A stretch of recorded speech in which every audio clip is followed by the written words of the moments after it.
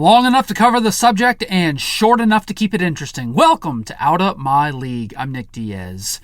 There are very few heartbreaking things in the world, and one of them is when someone you hate makes a great point. We can't stand it when that happens, when someone we hate makes a great point. But, see, this is what has been happening the last few years when it comes to evaluating quarterbacks in the NFL draft, and nobody wants to pay attention until now. His name is Chris Sims on NBC, and you all hate him for one reason or another. And maybe you find him annoying if you're a Saints fan because he didn't know how to eat crow after the Saints beat the shit out of Tampa Bay for the second time this year. And maybe he did get the job because of his dad. And maybe he does have a nasally voice and a punchable face. But guess what? When it comes to evaluating quarterbacks in the NFL draft, Chris Sims might actually be a freaking genius. So here are his NFL draft QB rankings every single year since 2017. 2017, everyone was like Deshaun Watson or Mitchell Trubisky. Well, Sims said Patrick Mahomes is not the best quarterback in the draft. He's outright the best player. Now, in 2018, he started officially ranking them. Now, don't just pay attention to who number one is. Pay attention to the exact order as he ranked them. In 2018, he had number 1, Lamar Jackson. Number 2, Josh Allen. Number 3, Baker Mayfield. 4, Sam Darnold. 5, Josh Rosen. Yet the consensus around most of the league was literally the exact opposite of that list. 2019, number 1, Kyler Murray, obviously. Number 2, he had Drew Lock over Dwayne Haskins and Daniel Jones. 2020, he had Joe Burrow number 1, as did most people. But number 2, he did not have Tua. He had Justin Herbert over Tua Tagovailoa. Not only is this guy picking the correct number 1 quarterback in the draft every year, he has more than once correctly predicted the order of the guys behind them. Because, and get this, prepare yourself, a guy who actually played quarterback in the NFL actually knows how to scout quarterbacks in the NFL. But Nick, his face, I just have to punch it. For all the LSU fans out there, it's not just about quarterbacks. The last draft class, everyone was saying with wide receivers, Jerry Jeudy and Henry Ruggs from Alabama. No question, those are the top 2 wide receivers. Chris Sims was the only one I know of that was saying Justin Jefferson is the best wide receiver in the draft. No question. And everyone said he was crazy. Even the guys at Pro Football Focus who work at NBC with Chris Sims were telling him every day, dude, you're crazy saying that about Justin Jefferson. Well, not so much. Now look, I'm not going to be one of these guys that tries to tell you I know more about evaluating quarterbacks than you do because I'm not qualified to do so. I'm out of my league. So I'm not a guy that tries to act more qualified than you. But I am one of those guys that tries to tell you to listen to more qualified people. And you know who was qualified to talk about quarterbacks? Bill Walsh. Bill Walsh was once asked, what's the first thing you look for in a quarterback? Is it arm strength? Is it, what is it? And he famously said, does he throw with anticipation and accuracy? That's it. Didn't say anything about his 40 time, his arm strength, his height, his intangibles.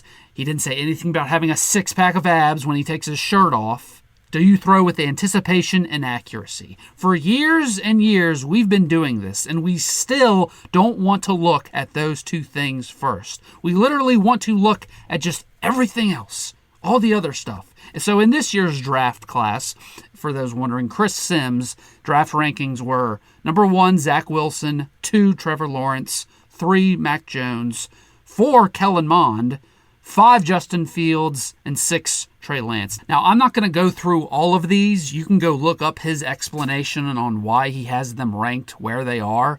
I highly encourage you to do so because it's very educational and interesting. But I'm just going to focus on 2 guys that perfectly sums up this mass hysteria and lunacy that we have when it comes to drafting quarterbacks. And Mac Jones and Justin Fields represent that. So people saying, well, it's unfair what's happening to Justin Fields. Is it? Is it unfair? I mean, really? I mean, well, how can the NFL scouts just change their mind? Because, I don't know, maybe they watched more film on him, got more information on them, and changed their minds. Shit happens. Chris Sims, who, again, he's not the be-all, end-all. Basically, Chris Sims says that there's just a lot of mechanical flaws in Justin Fields' short and intermediate passes that Sims questions whether or not if they can be fixed. And Trent Dilfer, who, if those of you who don't know, Trent Dilfer, who literally will never be caught dead saying anything bad about another quarterback publicly. He was on Ryan Russillo's podcast a couple months ago after the national title game, and he said he finally got a chance to sit down and watch the film like a coach, like a player used to, and he got to Justin Fields, and he basically started saying, man, there's some red flags here, but, I like the guy. And it's like, whoa. Mr. Nice Guy, Trent Dilfer, never says anything bad about a quarterback publicly. Says there's red flags. But yet all you hear from fans in the media is, well, it's 40 time. He's got a great thick body. He's got with a six-pack. He's got strong arms. He's tall, good face. And I got to tell you, his ass looks great in a pair of football pants. Because those people who say that didn't play or coach football at a high level. They look at things that don't matter as much. Well, Nick, Ohio State coach said the rumors about Justin Fields being lazy and showing up late and not being a true leader and not being committed, he says they aren't true. Okay, and they may not be true, but guess what? Every college coach is going to publicly defend their guy because it will come back to bite them in the ass in recruiting when they're going against other schools because they're going to be like, hey, did you hear what he said about his former players? That's why they fell in the draft. Don't go to Ohio State. And also, let me say this. Remember all the rumors about Darius Geis before he was drafted a couple of years ago? Do you remember that?